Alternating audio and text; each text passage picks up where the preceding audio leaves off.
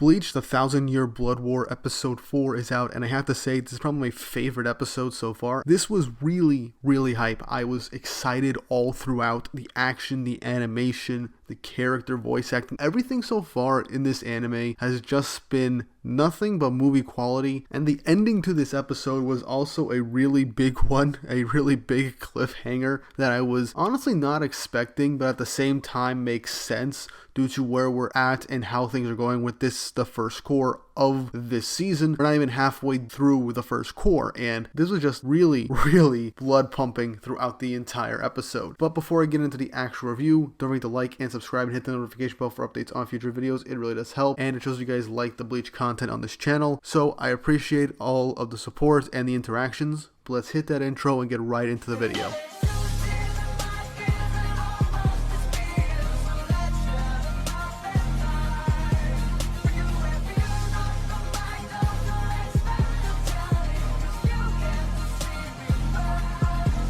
So, the Bleach 1,000-Year Blood War episode 4 ends up starting off directly from last week, where we had the Quincy invading the Soul Society, specifically the Serete, the main headquarters, and it's revealed that within 7 minutes, they killed 1,000 Soul Reapers.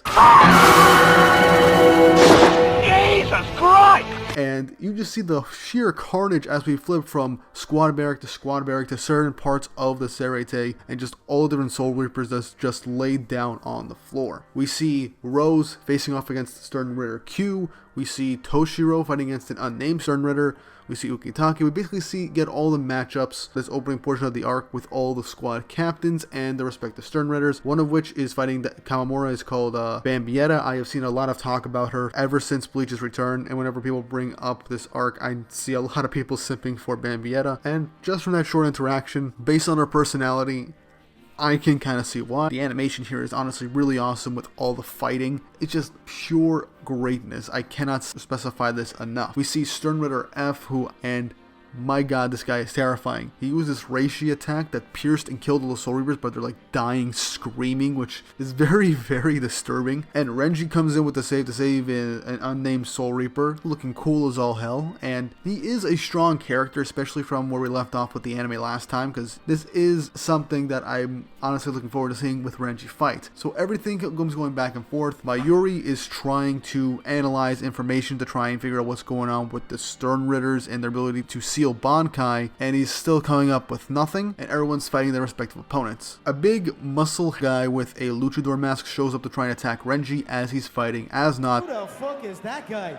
So this luchador guy, we don't get his Stern Ritter name. He ends up showing up to try and attack Renji from behind, but Byakuya comes in with the save, and then the battle ensues. We still get snippets of everyone else fighting their respective Stern Raiders, but I'm going to focus primarily on Byakuya and Renji facing against Asnot. The luchador guy falls through a floor thanks to Byakuya, so that was honestly kind of a nice bit of comedy. Byakuya is about to use his Bankai as they're fighting Asnot, and they see that for some reason, every time he's getting hit, this blue marking appears on his body and basically shields him, which is very curious, and it gets explained at the end of the episode. So Byakuya is like, okay, these opponents can't be taken down without using Bankai. I'm going to use my Bankai despite Renji telling him no, because Lieutenant Sasakibe basically said that they were able to seal their own Bankai. Byakuya is basically sacrificing himself, as acting like bait and a guinea pig to test everything out to see all their abilities, and leaving the finishing job to Renji. And so we get this nice sequence of 4 of the captains, Byakuya, Toshiro, Kamamura, and Soifone, all activating their Bankais at the same time to face off and defeat their opponents. And I just loved seeing all these Bankais again. It was just so nice. They look so clean. But literally the very second that all of them use their Bankai, each of their opponents pull out a pendant, a medal, or whatever it is, but they activate these pendants at the exact same time. And when they do so, we actually see their Bankais getting like dismantled and falling apart and going into these pendants.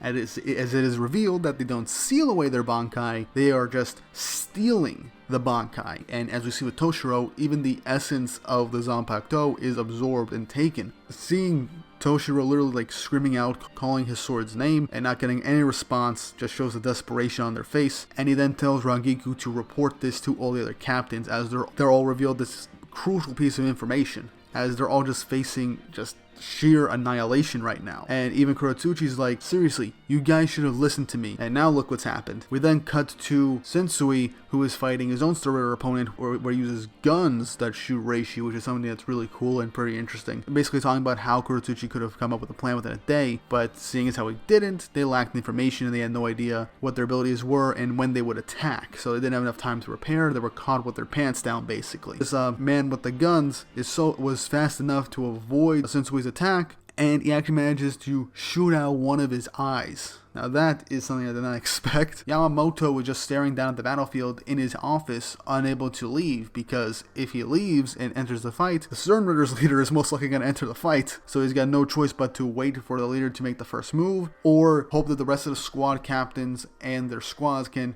surpass their opponents somehow and win. We then cut back to the R&D facility of Kurotsuchi's squad. The lieutenant there is just being like, okay, being presented with all this information, he's like, patch me in to Ichigo Kurosaki. And they need the head captain's permission, but he's like, I will take full responsibility, just patch me through. And we then cut back to Wako Mundo. This episode had the least amount of cuts between perspective and areas in the last 3 episodes, which was honestly really nice, considering that while all those last 3 episodes were just setting things up for this initial invasion, here we just had Soul Society, and then the very end of the episode, the last couple of minutes, was Ichigo and Wako Mundo. We cut to Wako Mundo, and it's Urahara that picks up the phone. And he's basically being like, his usual self, hi, what's going on? How are things going over there? You know, being his nonchalant self. And he tells them, since they're looking for Ichigo, that he's currently fighting a Quincy who is in charge of the Wako Mundo hunting squad. As we then see Ichigo basically one-sidedly take down Killhei. He absorbed a crap ton of Reishi from Wako Mundo and even that big Aeon monster, added on to his own power, and he's also got that ability to basically increase his defense and offense ability, but Ichigo is still facing him down. And Ichigo's in Bankai. He's basically like swinging around the sword, using Getsuga Tenshos back and forth, slamming him to the ground, and the animation right here is so fast, so quick, but so satisfying to see this guy get his ass kicked, and just seeing Ichigo being a badass, because again, he's a shonen protagonist. He's gonna be able to take down fodder when he's going all out. Plus, Ichigo at this point is just insanely powerful on the level of the captains, if not greater. And we notice that throughout this fight, Killhei is trying to steal Ichigo's Bankai, but it's just not happening. He doesn't know why, and it's getting him frustrated. Ichigo lands to the ground and is asking why does he want to steal his Bankai, what's the reason? And then when Ichigo brings up, the reason you're trying to steal away our Bankai is you're most likely afraid of it, right? And that just pisses off Killhei so much, he goes on like a mini rant saying that nothing will make them afraid of lower life forms like them.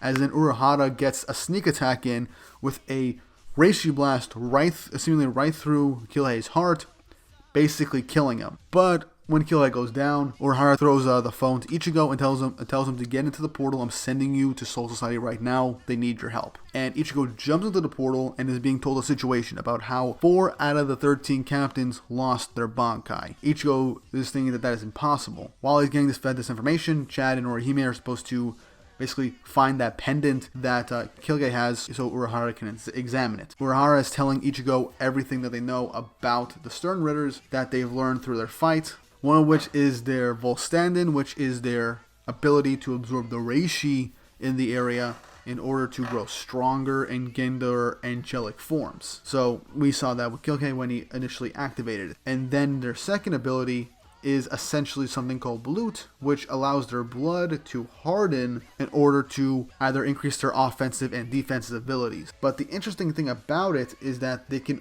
only use them one at a time. Meaning that if you're fast enough, you could actually take them down. Like when they're using it for offense, if you're fast enough, you can deal them heavy damage. And this actually makes Killhei's dialogue from the previous episode when he fought Aeon make a lot more sense when he was talking about blood being modified and how he was able to survive. That is something that I was not expecting, but hey. And their final ability, which is the Bankai Plundering. The Bankai Steal, which is basically what we saw. They were able to steal Bankai. And Urahara says, so far, Ichigo, you're the only one whose Bankai has not been stolen. And he's about to tell Ichigo why he thinks it's about, but then it gets cut off as there's an arrow in his back, and we see Chad and Orihime on the ground bleeding, a hole through Chad's side and a part of his arm broken off, as a Reishi arrow hits the exit and starts to seal it off. And Killhei apparently uses another ability to just get back up, and then he ends up sealing Ichigo in a jail, in like a prison thing inside the portal, and he closes the entrance and the exit, trapping Ichigo there, basically being unable to reach Soul Society while the Stern Ritters are,